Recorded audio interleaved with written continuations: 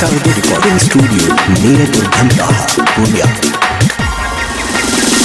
अले किस जल्दी किस देना माल गे,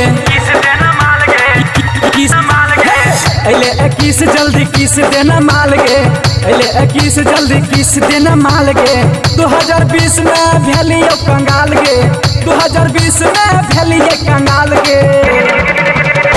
अले किस जल्दी किस देना माल गे, अले किस जल्दी किस देना माल गे, अले किस जल्दी किस देना माल गे।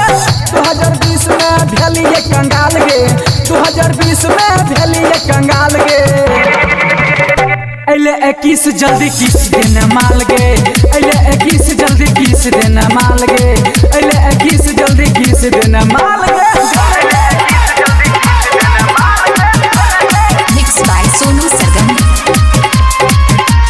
पूरा रहलै पीस खराब, 21 बनते खास। नया नया किसके वैराइटीज करने माल है गए पास।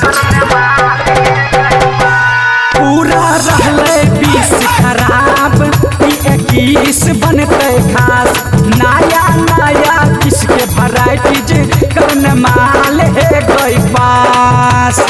चल पिकनिक पर करब बवाल गे, चल पिकनिक पर करब बवाल गे। अले किस जल्दी किस देने माल गे, अले किस जल्दी किस देने माल गे, अले किस जल्दी किस देने माल गे।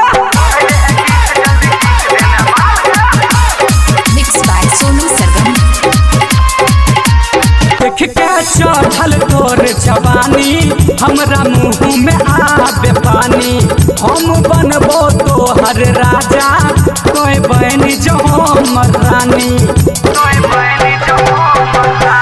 देख के चढ़ल तोर जवानी, हमरा मुँह में आबे पानी। हम बनबो तोहर राजा, कोई बन जो हमर रानी। सेक्सी ड्रेस में लागे छी कमाल गे, सेक्सी ड्रेस में लागे छी कमाल गे। अले किस जल्दी किस देने माल गे, अले किस जल्दी किस देने माल गे, अले किस जल्दी किस देने माल गे।